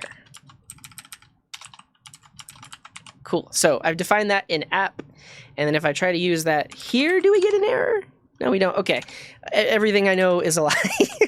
I actually don't know how to do it in the browser. So this does get into the idea of immediately invoked function expressions, because we'll talk about function scope, and because functions introduce a new scope, we can prevent our code from creating global variables. Regardless, let's keep moving. Because it is different in modules. So for example, let's actually rename this to 04 scope 04-A, and we're going to create a B file.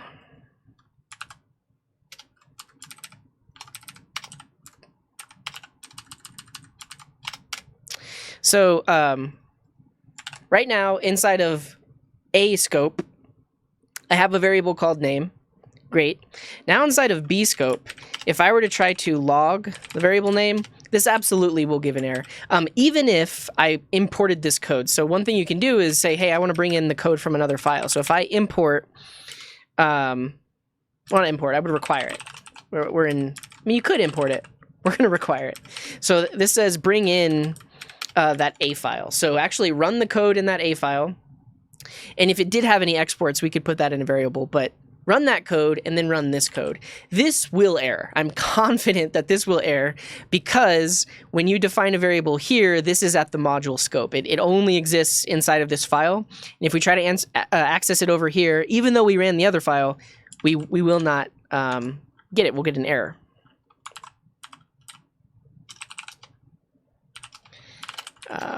So if I try to run the B example, name is not defined. Channel points? No, it won't work. I know. In my heart, I know that this will not work, because in Node.js, there's the module scope. So that does get a little bit confusing, because you have to think about, like, where is my code running in the browser versus in Node. But you can be sure that in Node, when you define variables, those variables are module scoped variables, unless you did something like this. If I do this, now, no, not global. Now, because I put it on global, and then I ran the code over here, we should get wow. We should get wow. Do we want to place bets that we're going to get wow? Yeah, that's what I'm doing now, Fun Planet. It's going to work. It's going to work. Yeah, we get wow. Okay, so don't do this.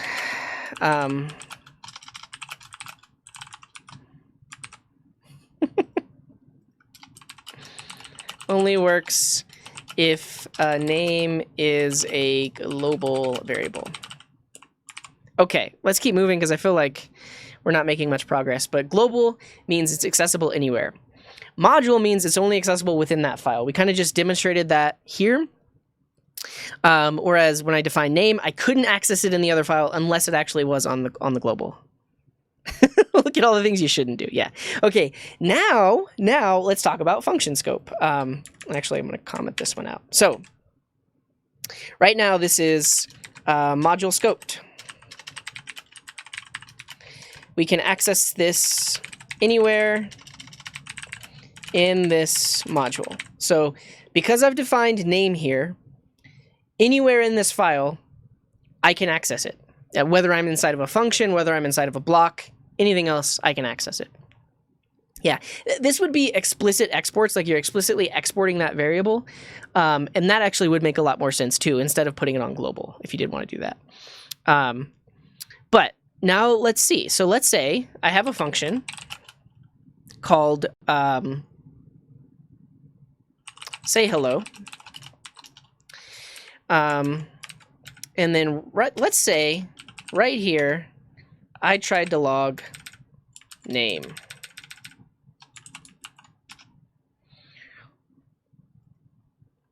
What's going to happen? Tell me in the chat. Will this code work? So let's say I invoke this function. Is this going to say name is undefined? Is this going to say undefined? Imposter says it'll work. Kotz says it'll give a CJ. Gulag says it'll give a CJ. Malware says it won't work. And Drew says it'll work. I feel like there are a lot of people thinking this is not going to work, but they're not saying it in the chat. And that's okay. This will work. And the reason it will work is because module scope. So just like I said, module scope is accessible anywhere in the current module or file. So whether or not I'm inside a function, I can still access this variable. So monk a sweat. So because I define the variable here, we're still in the same module. Even though I'm in a function, we're still in the same module. So we will get the value of CJ. Yeah. So let's start it. And it's not even because I use var. Even if I use, and actually we've graduated. So somebody in the chat asked, can I talk about let var and const? We did. So go to the VOD, rewind the stream. You can see me talking about let var and const. Actually, from here on out, we're only going to use letter const. But it still works with let. So, and the reason being is this code is below the variable declaration and assignment. And this variable is at the module scope. So because it's at the module scope, I can still access it inside of here. And the other thing is we can go multiple levels deeper. Like, I mean, even if I have an if statement, so technically, like, this is a block. Inside of this block, I can still access CJ. If I had a for loop that, like, let's say goes from 0 to 10.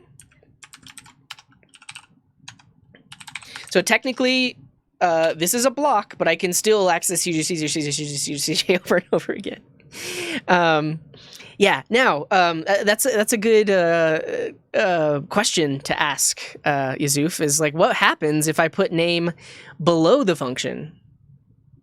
It actually will still work. It's a little nuance, and I'll show you why. But what's up, Dana Chu? Thanks for being here.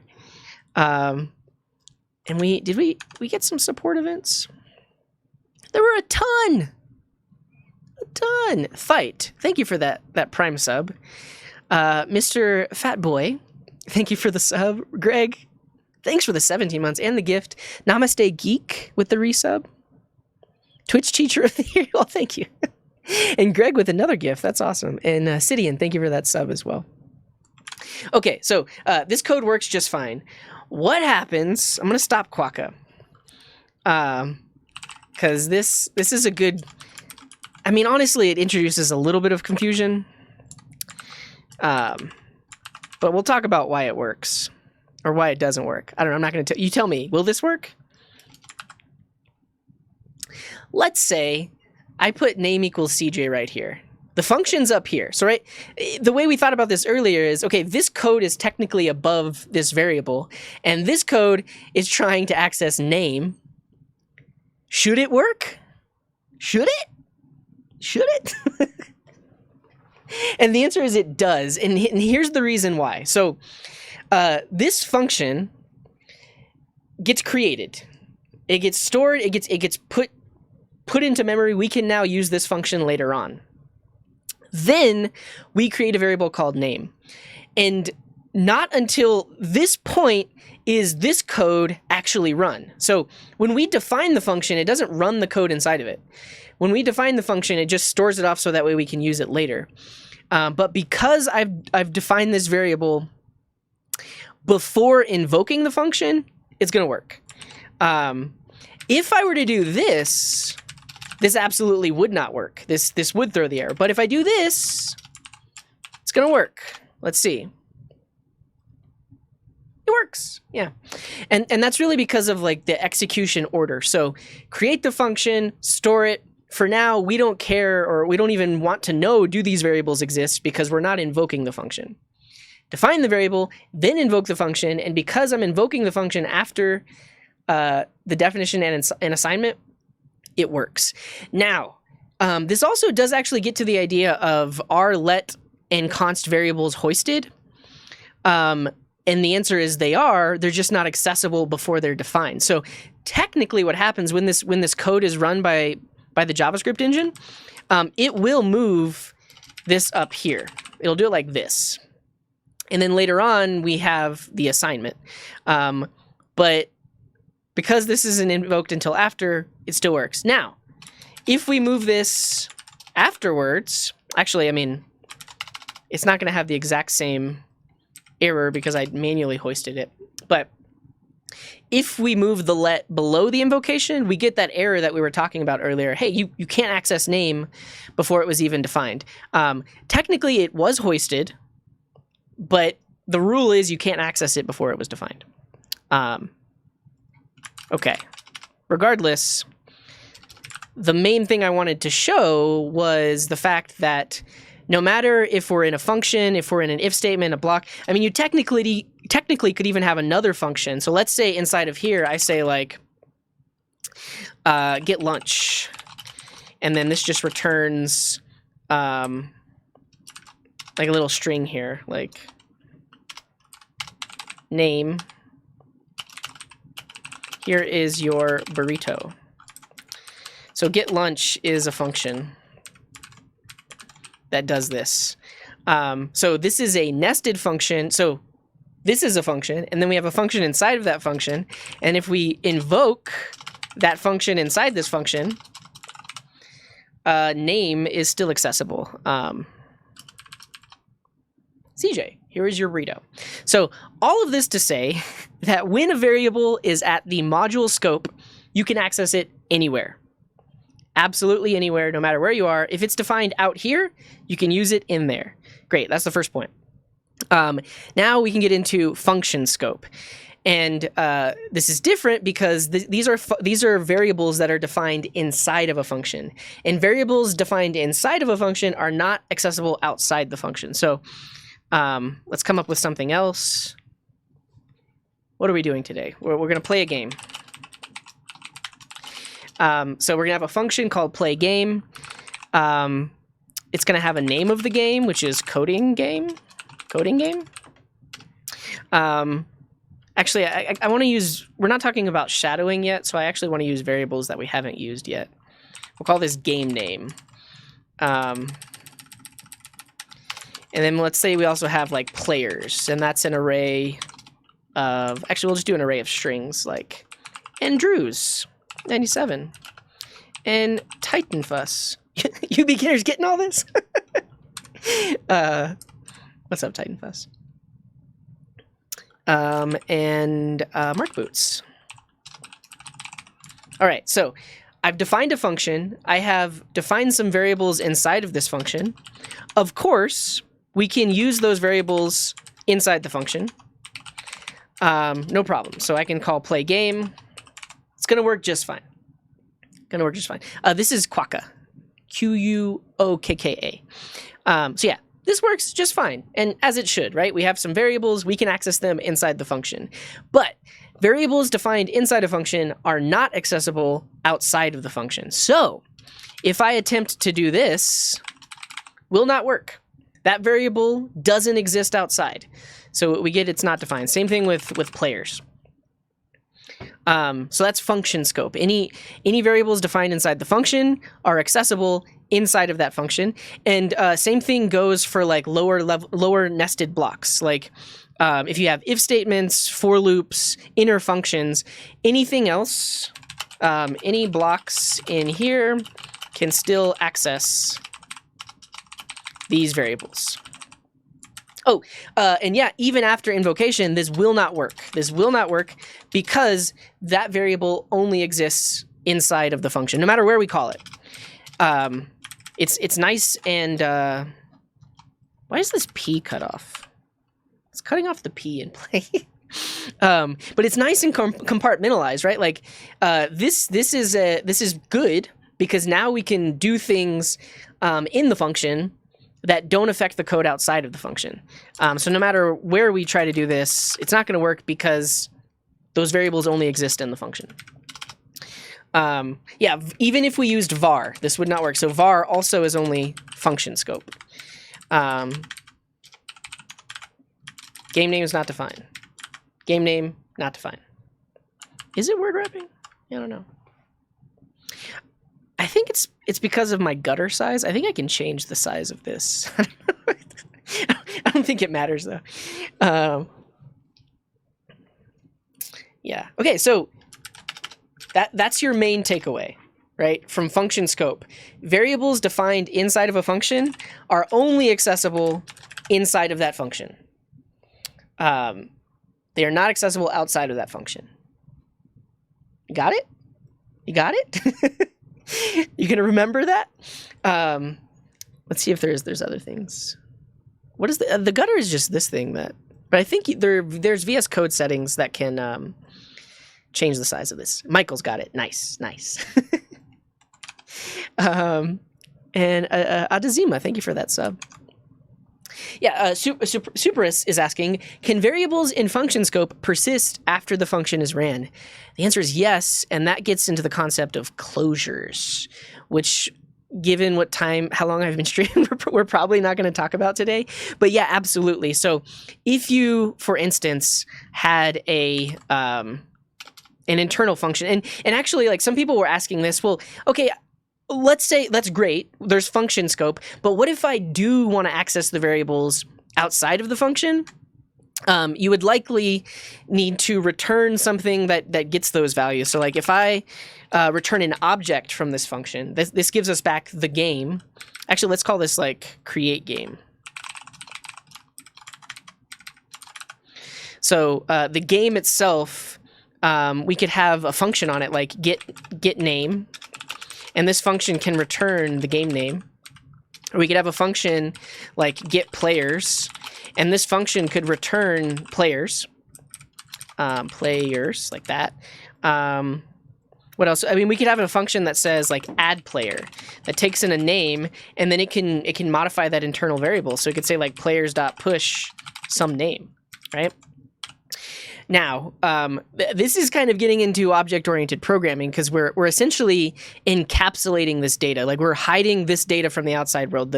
The outside world cannot directly access the game name. It can't access the players unless it calls these nice little functions that I've defined for it. And so now the way the code would work is if I get back the return value. So because this returns an object, I can put that object...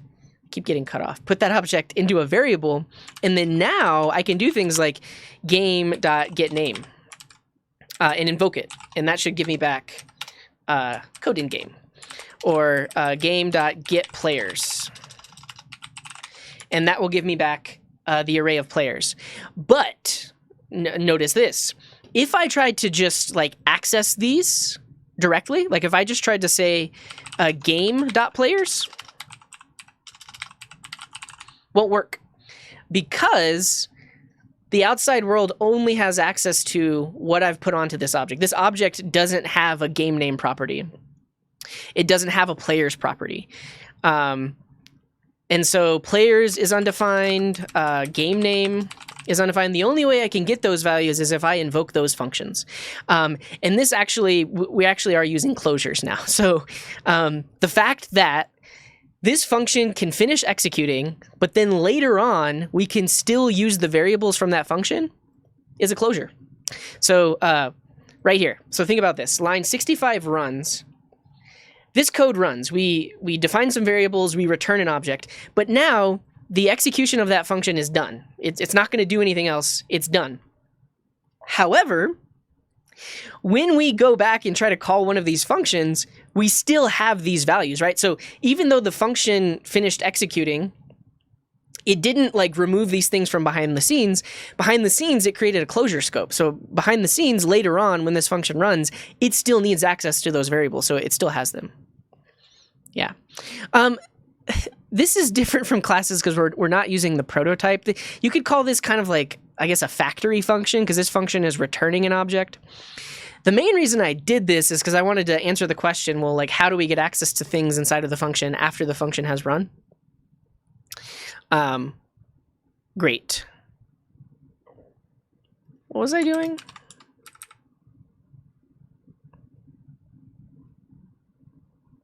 Yeah, this is fine. What questions do you have? I got a little bit off track. Talking about scope. So I think one of the last things I do want to talk about is variable shadowing, because at this point we've talked about global scope, we've talked about module scope, we've talked about function scope. But what happens if you have a variable in a higher scope? So let's say you have the variable name in the module scope, but then you also declare a new variable inside of the function with the exact same name. What will happen? And the answer is shadowing. I'm not going to get into prototype today. That gets a bit too complex. Is there a way that a variable is only accessible in one scope even when there are more blocks inside the declared scope? Not that I know of, if I understand what you're asking. So basically what you're saying is, like, I want to define a variable right here, but I don't want that variable accessible inside the if statement or the for statement, or even this function. That's not possible.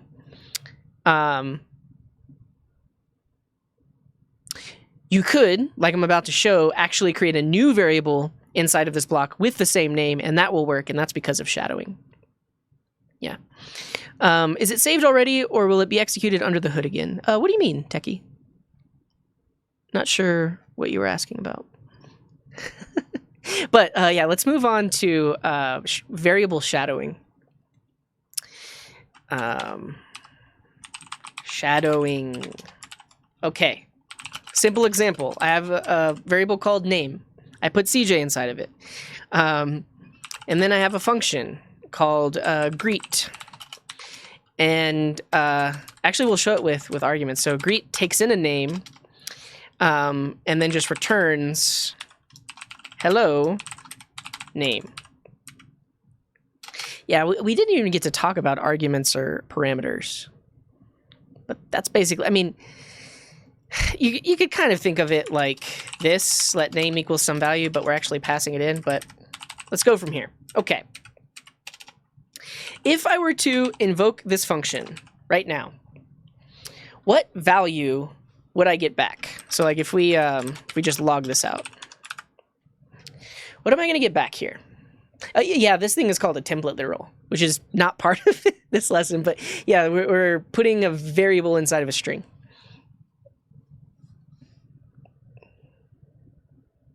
Undefined, yeah. I mean, and you might know that, or the way you're thinking about it is, oh, well, I invoke this function with no arguments, which means up here, name actually is undefined, which means we get the value here, right? If you're really, really new to all of this, you might have thought that name was CJ, because we have this variable up here, so doesn't it just use that? It doesn't, and this is called shadowing. So this is the name parameter shadows the module scope name variable, right? So because I did this, now inside of this function, there's a whole new variable called name, and that is within the function scope. And it does not reference the one that's in the module scope. Yeah, if I run this, it is going to just say hello undefined. Right. But if I run it with Chief Mustardo, it says hello Chief Mustardo. Now, here's something to think about. What happens to the original module scoped variable name? Does this overwrite it? Like when I invoke this function, does it change the value of this name out here? And the answer is no. No, it doesn't. So if I log name after this, it's still CJ, because that's the original value that it was. Yeah, I hope not. And I think that's a good intuitive thing about scope, right? Is like, when you're inside of a function, when you're inside of a block, you don't want those things to modify the stuff outside of it, and it doesn't. Yeah, I mean, actually, like, let's look at like a slightly more confusing example instead of just an argument example. Like right here, if I said let name equals Chief Mustardo, for beginners, this is potentially a little bit confusing because we have our variable declaration here, and then we have a variable declaration inside the function, and you might think that, oh, because we have this let name, afterwards name is that new value. It's not. Because of what we just talked about, function scope. Because we're inside of a function, this name variable only exists inside that function and has no bearing on the variables outside of the function. Could you somehow use name from global in the function if you wanted? Yeah, but then you would have to just work on your naming, right? So like what I could do, if we change this back to the way it was, if I called this name to greet, and that's really how you would do that, is just don't shadow it, use different names. Edgy like it's even more complicated, but yeah, technically we could make it, if you didn't pass in a value, use the module scoped value. But we'll do this name to greet, and now if I pass in Yusuf, it says that. But now this is a little bit more clear, right? Because now this is a completely new name, and of course, because of all the examples I've given and what you now know about scope, I can't access that outside of here. It doesn't exist. It only exists in the function. But by giving it a different name, that means we can access this variable inside the function. So we can say, hello, name to greet. My name is name. And now name will reference the one outside of it. And this is a good thing to note about scope, is that when the code is being executed, actually I'll save that thought. Let me just make sure I'm not missing anything, and then we'll talk about that. We can call the function greet name, then it will modify. No, so like even if this has the same value name, and actually let me put this back, because this note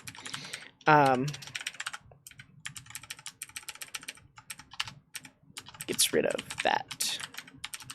So this is variable shadowing because we called it the same thing as the outside. This is not variable shadowing because we have a brand new variable name, but the reason we did that is so that we could access name inside the function. Yeah.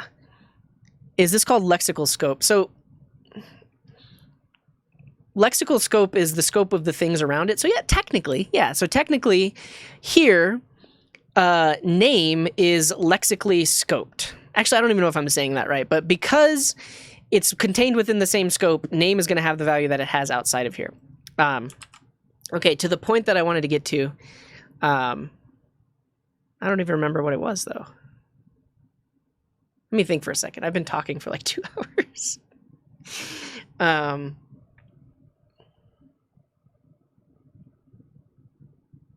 Oh yeah, when we're talking about just scope in general. Earlier we said scope is when and where variables are accessible, right? We said that right here. When and where variables are accessible.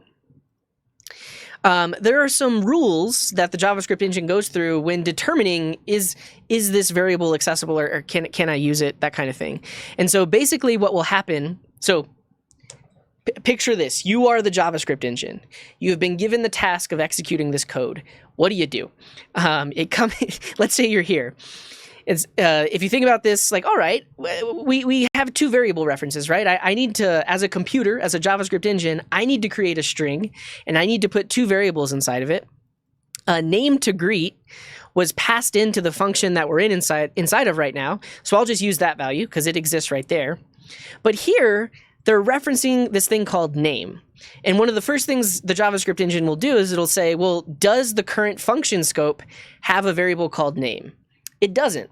So then it's going to go up one level and say, okay, well, outside of this function at the module scope, do we have a variable called name? We do, and that's why this value gets pulled in here. So that's the way the name is deprecated. That's the way that we have to think about this, is like it kind of goes like one level at a time to find that variable. And that's what's happening here, is because name doesn't exist in the function scope, it goes up one level to grab the value from here. However, if name was shadowed, then when it comes to this and it says, do I have a variable in my function scope called name? Yes, I do. And right now it's undefined. I'm just going to use the value undefined. I'm not going to reach out and grab the one above it. So that's shadowing. And also just the general idea of like scope. Can you turn this behavior off? No, like this is how code should behave. Like this makes the most, I guess, logical sense that you basically have levels of nesting, right? We talked about you have global scope, that's at the top. You have a module scope or file scope. You then have function scope. And then what we're going to talk about in a second is block scope. And these things nest. And so if you're trying to access a variable at the lowest level at a block scope, and it wasn't declared inside of that block, JavaScript's going to say, oh, well, was the variable declared in this function scope? And if it wasn't, it's going to look at the module scope. And if it wasn't, it'll look at the global scope. And if it can't find it, then it throws an error. But you can always think of this as kind of like a bottom up. You're saying like you want to turn this off? You want the variable accessing turned off? Or are you saying you want the shadowing turned off? Either way, you can't. It just behaves that way. Yeah, you could think about it like that. Like, I mean, they have different names, but let's say, let's do this example because it's fun. So you have my order of favorite restaurants. So like we say favorite restaurant is Mickey D's. And then I have a function that just is called I'm hungry. But right now, I've actually changed my favorite restaurant to be Burger King. And it's really just order of like preference. So right now, because I have a new variable in my scope that is my favorite restaurant, and I'm reassigning it to Burger King, whenever I invoke I'm hungry, my favorite restaurant is Burger King because I'm feeling that way. But if I didn't redeclare it, now it's McDonald's because it's going to reach up into the higher scope and grab this variable. Yeah. Okay.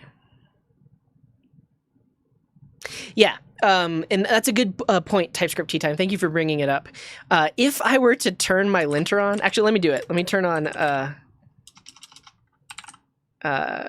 ESLint. This is actually why I turned it off earlier, because my linter. So right now this code works just fine, but my linter will say, "Hey, there's actually already a variable called name up here. Are you sure you want to call this one name? Because that one's confusing." And in general, you should try to avoid that to avoid confusion, which is why in this version I called it name to greet rather than just calling it name. But yeah, let me turn on my ESLint. Enable.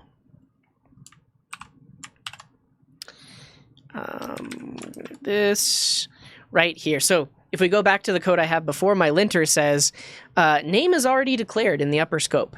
Now, this isn't a code error. The code still runs, but it's a little bit confusing because this has the exact same name as that. And that's why in my code base, I use my code bases like at work and such, I have this linter rule, which prevents me from accidentally using the same value because it gets confusing.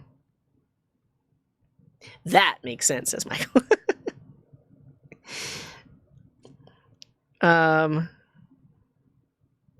Yeah, I mean this. Yeah, if I were to pass it in, that would work too. Okay, I'm gonna disable my linter, and then we have one more thing to talk about. But so far, I hope all of you have enjoyed the stream. You've learned a little bit something about functions that you maybe didn't know before.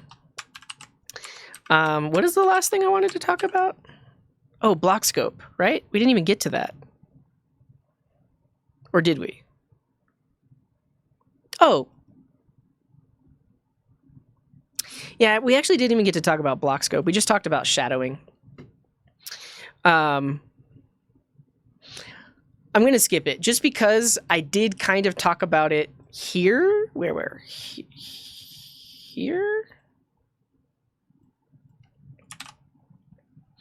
The idea that our variables are accessible inside of blocks. Now, I want you to put your thinking cap on and just extrapolate what I've already talked about. So I've already taught you about function scope, right? If we define a function, define a variable inside of a function, that function is only accessible inside of, that variable is only accessible inside the function, right? That's function scope. I can't access game name outside of here. I can't access players outside of here because those variables are function scoped. All right, take that exact same logic and apply it to anything that has curly braces. So with let and const, if I were to define a variable here, now, because I'm inside of curly braces, this variable will only exist inside these curly braces. It won't exist before or after. Same thing with a for loop, with the caveat that variables defined here are technically within the block. But if I defined a new value here, this would technically work, and that variable would only exist inside this block. So that's what block scope is, and that was introduced with let and const. Whenever those were introduced, we now had this idea that we could create variables that only exist in certain places. Yeah, and so yeah, look it up in your own time, but basically exactly what I talked about with function scope, but now only inside of the curly braces. Okay, last thing, let's talk about Iffys, immediately invoked function expressions. Iffys. Can you redefine I inside the for loop? You shouldn't be able. My guess is if we tried to, we would get I is already defined error.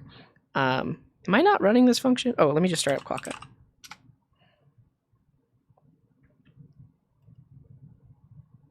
Look at this. So this function runs. We had a variable in the module scope called name. On the first line of the code, we access that variable. Great. Inside the if statement, we create a new variable with the exact same name, and there's no error. And we can reassign it, and when we log it, we get WAT. But if I were to log name right here, it's CJ. So this is like absolutely demonstrating block scoping, because this only exists inside these curly braces, and outside of it, we have the same rules that we were talking about earlier where, okay, do I have a function in my function scope called name? I don't, so I'm going to go out to the module scope and see that I have that name there. And there is hoisting within any given scope. So we talked about the concept of hoisting earlier. Hoisting happens at the module scope level, at the function scope level, at the block scope level. Those variables are going to be hoisted to the top of that scope.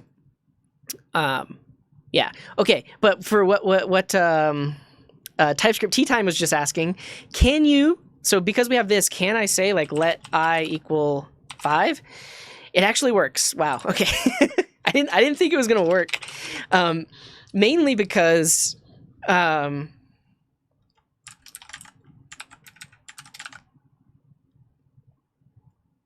like there's that classic JavaScript mind blown. Yeah. There's that classic JavaScript example, asynchronous example where you have a set timeout and you're trying to log all the values, but like 1 second later. And if you use var, you just get the last value of I. Some of you know what I'm talking about, right? And because of that, one of the fixes were, oh, let's just use let, which made me think, well, that means it's being defined inside of this block. But I think we're getting two scopes. I think that's what this means, Fun Planet, and also TypeScript tea time is technically behind the scenes. This is kind of like a block scope with a scope inside of it. Because maybe like this is the block. I don't know. It's weird. I don't like it. But lastly, let's talk about Iffys. So let's say I have a function. It's called yo, and it just returns Psy. And what's up, Psy? Hopefully you're doing okay. So we have this function yo. You've been watching me maybe for the past hour or so, and you now know how we can run the code inside the function. You tell me, I want to run this code. What do I do? Exactly, I programmed for food. We have to invoke it. So if we do this, we have now invoked the function, and we should get back Psy. It works. Beautiful. Beautiful. We can do that. And similarly, we can do it the function declaration way. Is like get food. We'll set that equal to a function. That just returns like an array of apples. Bananas. 2 points for Gryffindor. And similarly, it works the same way. If I want to run this code and get back the value, I can do get food like that. Easy. Okay, my friends. What if I wanted to define a function and invoke it all at the same time, right? So right now it's a two-step process. Step 1, create your function. Step 2, invoke it. Step 1, create your function. Step 2, invoke it. It is possible to create a function that immediately invokes itself. And that is an Iffy, an immediately invoked function expression. Immediately invoked function expression. Yeah, and we have a lot of people in the chat that are showing us how to do it, but here's how I like to think about it. Let me show you. Let's say we wrap our function in parentheses, right? So now, I mean, this is something else you can think about if you're new to programming and new to JavaScript. And it's also like kind of like what you learn in algebra and math is like anything in parentheses is like its own little expression, right? So because I've wrapped that in parentheses, I can almost just think about this as the resulting value of whatever is in those parentheses. And in this case, the resulting value is a function, right? And so because the thing inside the parentheses is a function, that then means I can invoke it. No problem. No problem. Let's just do this. And if we look at answer right here, we get back Psy. Now this syntax is really weird, but like I mentioned, that's kind of how I like to think about it is you wrap the function in parentheses and then you invoke it just like you would a regular plain old function because the left-hand side of this resolves to a function that can then be invoked. Now, you technically could put these parentheses here. It works the same way, but I like to think about it like it's easier for me to remember if I do it like that. Yeah. And so yes, right now I have an immediately invoked function expression that has a name. Technically, I don't have to do that. I can make this just an anonymous function. It'll work just fine. And also, I could use arrow functions, which we didn't get to talk about in depth, but that works the same way. But let's talk about the usefulness of this. And that's where I'm going to leave you today. We're going to come back to this because we have a lot of other topics. I mean, yeah, we could spend a whole 2 hours just talking about closures, higher order functions, and really we could spend an hour just talking about arrow functions. But what I'm going to leave you with is what we used to do in the days before we had modules and the days before we had like let and const. We would essentially wrap all of our code in Iffys. And I'll show that example with this scope thing that I was trying to do earlier that would just break. Okay, so fresh slate. Here we are. We have an HTML file. We have an app.js. Let's see what's inside of app.js. We have a variable called something that is unique and does not exist elsewhere. This variable we have declared inside of this file. Great. And if we look, we're also bringing in another. And if we look in another, it is now logging that variable. And what we learned is whether or not we put it in module scope, this actually still works. So if we go to, what is this called? Global example. That another .js file is running, and it has access to that variable, this something that is unique and does not exist elsewhere, right? And that's because when you define variables inside of a JavaScript file that's being loaded into a web page, these variables are automatically on the global scope. So by default, anything I put here, I'm actually putting these variables on the global scope. This is like equivalent to doing window.thing1 equals 1. Right now, because this file is running in an HTML file, which is running in the browser, that's the behavior that we have. Now, I showed it's different with module scope in Node, which is a good thing because you want things to be unique and not mess with each other. But right now, any variable I define in this file is instantly available in this file because of the global scope. All right? Look at that. Great. Now, let's use what we've learned. How can I write code and variables in this file so that they're not accessible in the global scope in this file? Just take a minute. Think to yourself. How can we do this? Like, I don't want this to happen. I don't want these variables to be put onto the global scope. I want this code to error out because this file shouldn't have access to these. What can I do? Not necessarily block scope, but you're potentially on the right track. Like, I want to introduce a new scope, right? Like, I don't want these to be on the global scope. I want a new scope, and that's one way to do it is wrap it in a function. Yeah. So like, that's what we learned earlier, is that when I create a function, it has a brand new scope inside of it, and any variables I define inside of that function are not accessible outside of that function. So yeah, this is one way to do it. You put all your variables in a function, and then you call that function, and now these variables are not going to be accessible in this file. We absolutely will get an error in this file because we've defined these as function scope. They're no longer global scope, and so now we should get an error. Yeah, something that is unique and does not exist elsewhere is not defined. We get an error. That's beautiful. It's a beautiful thing. And so we can combine this with an Iffy to give us kind of like that default behavior where we don't want our variables to exist in the global scope. And this is what people used to do back in the day, before things like modules and things like that existed. Instead of defining the function and then calling it, we just make it an Iffy. We do this. Like that. Yeah. And now, this does exactly the same thing. We just talked about it, right? It's basically just defining the function and calling it all in one go.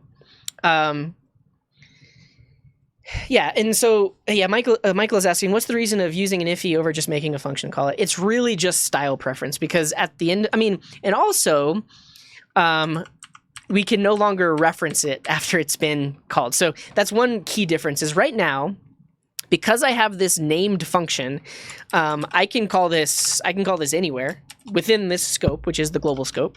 However, if I create an anonymous function, this anonymous function doesn't have a name because it's anonymous, which means that I can't, like, after I'm done invoking it, there's no way I could invoke it again because it doesn't have a name. There's no way to reference it elsewhere. So that's one of the benefits of like doing the Iffy this way, is you're basically defining your own little scope. It's immediately getting called, and then it's protected. There's no way you could ever call that function again. You have like your own little module here. Yeah. Do I need to call that function to create those variables? Yes, because if you just had the function without invoking it, you wouldn't actually get those back. Yeah, so one of the advantages is you can't call it, and you don't have to make up a name. Yeah, so this has the intended effect. We can't access those variables outside of this file. Great, and we've used what we've learned about scopes to be able to do that. But what I'll mention is, back in my day, basically what we would do is like every single file that we were bringing in And like I'm thinking of like the days of Angular JS, like Angular 1. Angular JS would have a bunch of files. Like you would have your app file, your controller files, your services, your directives. All of those things would be defined in a separate file. But what we would do is every single file would just have a little iffy like this. So like that was just the convention, is like no matter what, when I'm writing my code, I put it in an iffy so that I'm not creating global variables and I'm not affecting everywhere else. Yeah, so we didn't want to do global things because we're trying to be compartmentalized, and like this was the first time we could do things like components, one of the first times anyways. And so every single file would just be in an iffy. These days, you don't need that because your code is running within a module system. And so just like we talked about module scope, which is what we get in node.js, where like this variable I defined here in this module is not accessible in some other module. You get that when you're using things like React and Webpack or Vue and Webpack. You're defining modules and those have module scope. But if you don't have access to those things, an iffy is a great way to just create a scope on the fly and not create global variables. Okay, I'm going to end it there because I got to go. But I appreciate you all for hanging out with me. Yeah, and that's a good point, El Greco. I didn't get to talk about modules and how we import and export things, but it gives you a general idea that like that's why we need exports, is because you can be very explicit about the things you make available to other files and other things that are bringing in your module. Yeah. Yeah, and you don't really have to use iffys. I'll say there are still use cases for them. But yeah. Is this invoke immediate used to make use effect? You mean like in React? No, so use effect is just we didn't talk about it today, but it is what's known as a higher order function or a higher order method, because use effect is a function. You know that because we invoke it, and we're actually passing it a function as an argument. So this is just the fact that use effect is a higher order method. It takes in a function and then uses it internally. You best believe, and I can promise you this, if you go look at the React source code, somewhere you're gonna see this. Function, use effect. Like callback, dependencies. Use effect is just a function. Like inside of the React source code, in the React source code somewhere, they've literally defined a function called use effect. It takes in a function and it takes in its dependencies and then it does the business. But that is not an iffy. That's just a function, a higher order function. Yeah. Yeah, jQuery uses like iffys too. Yeah. Back in my day. Oh, you're all welcome. I'm glad you all got some use out of it. I don't know when we'll continue it. I'm gonna put all of this on GitHub. So all this code will be on GitHub, and then one day we'll come back to it and we'll talk more about this stuff. The thing is, like, I've been wanting to do just a video on arrow functions because there's a million and one ways to write them, and like people have a lot of opinions, but we need to talk about it. So we'll do that later. All right, thank you all. You're great. Thanks for all the supports today. Same Raw, thank you for that 6-month resub. Much appreciated. Hopefully I didn't miss any support events, but you will see your name on the screen in the credits. So thank you for that. Feel free to join us in the raid. I don't know where we're going, but wherever we go, show them lots of love. Say hello. Drop a follow if you like what they're doing, all that good stuff. And the next stream is planned for next Friday. I hesitated because I was like, am I doing something? No, next Friday. Yeah. Instead of an iffy, can you just wrap the code in curly braces? That might actually, you're totally right, Digital Flower. That might actually be possible these days because of block scope. All right, I'm interested. So, like, if I do let name equal CJ, and then I just create an empty block, and I also do let name equal Digital Flower.